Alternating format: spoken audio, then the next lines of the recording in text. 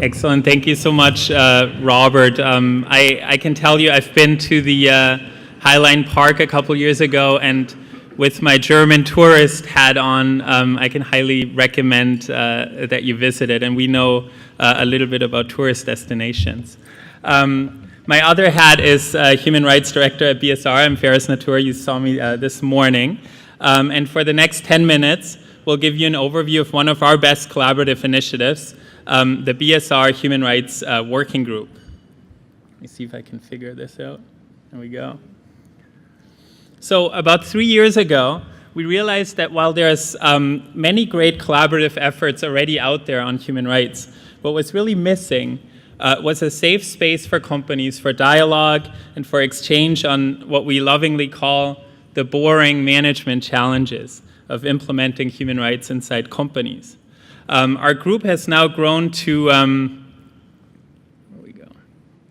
there we go. Our group has grown to 25 member companies now. Many of them are here today. And they represent about a dozen industries and 7 different countries, all working together to implement the UN Guiding Principles on Business and Human Rights. And to give you a little flavor of what our group is like from a participating company perspective, I'll turn it over to one of the real stars of our group, Rona Starr. I'm sure you get that a lot. Rona is the Director of Supplier Workplace Accountability at McDonald's, and she also usually wins the award at our in-person meetings for having traveled the farthest, and I think her accent will give away where she's from. Over to you, Rona. Thanks, Faris.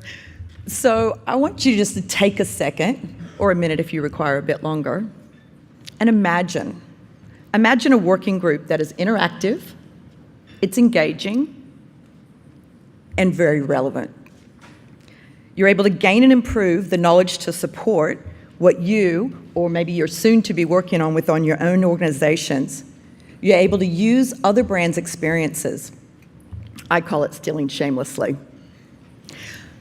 Taking those learnings from others and determining how we can best leverage it within our own organizations and align it to our own needs.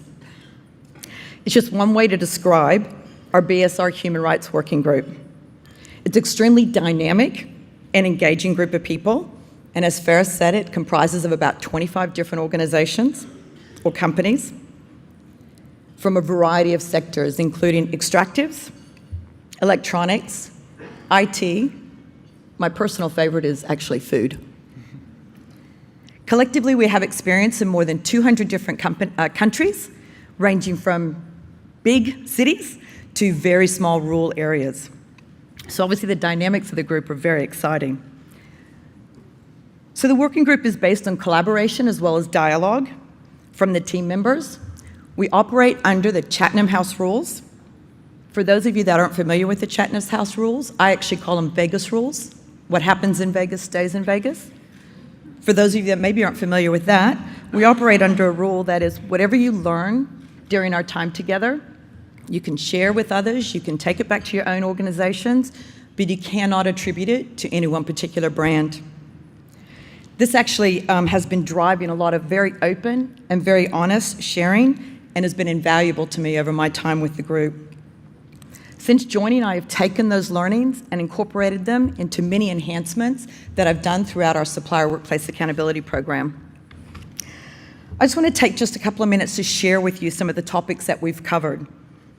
One particular topic is very near and dear to my heart, as well as many others, because we've actually covered it twice now, and it's grievance mechanism. My experience is that most people truly don't fully understand an effective grievance mechanism is maybe a little bit more than an open door policy or a suggestion box, particularly if you actually don't check the suggestion box or you close the door at the point that the complaint has actually been made.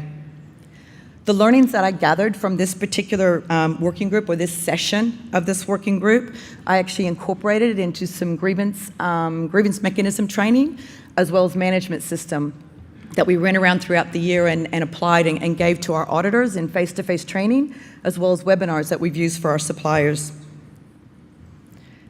Media and data collection. We've all experienced some probably less than favorable media, some of us maybe more so than others. But hearing firsthand from the variety of companies about the discussion that maybe happened during or after, what could we have done better? What could we have done differently? How could we use the data that we're already collecting? I mean, we're all doing a lot of amazing things. That's why we're all here, right? We're doing some great things, but we need to be able to work out how we can better tell our story and maybe use some of that data to help support some credible messaging. And of course, it wouldn't be a human rights working group without talking about human trafficking and forced labor. Digging into the definitions of both of those and understanding the warning signs, as well as being able to educating on the need for us to be on the constant lookout.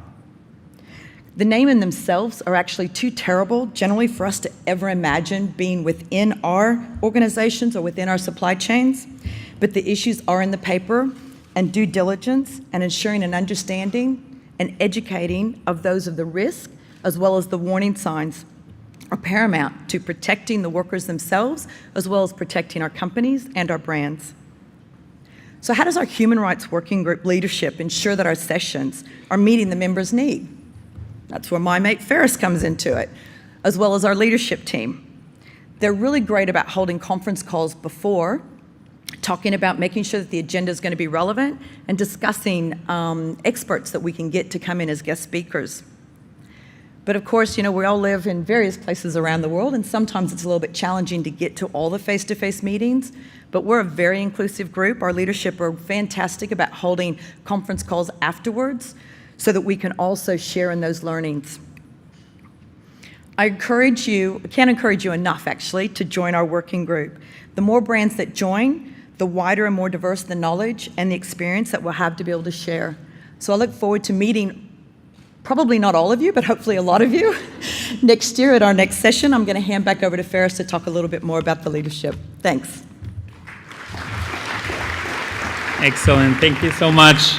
Thank you so much, Rona. I think that was a great overview, and you managed not to quote the leopard in your remarks. So excellent. One last point I'd like to make is that we really focus on the issues that are relevant across sectors. As Rona mentioned, we have a number of different industries represented, and we found that the human rights risks are really vastly different from sector to sector and often from company to company.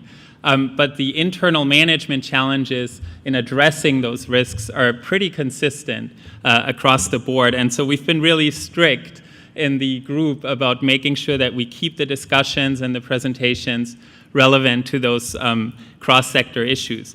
But I wanted to quickly see if we can point out who you can talk to besides Rona and I for the remainder of the day about the working group. If you're interested, we'd love to welcome you to it. So that leadership team Rona mentioned, Christine Bader and Peter Nestor, our colleagues from BSR, maybe you can make yourself visible here or come up to the stage. And so you can ask myself or Rona or Christine or Peter about the group, and we'd be happy to talk to you more about it. Thank you so much.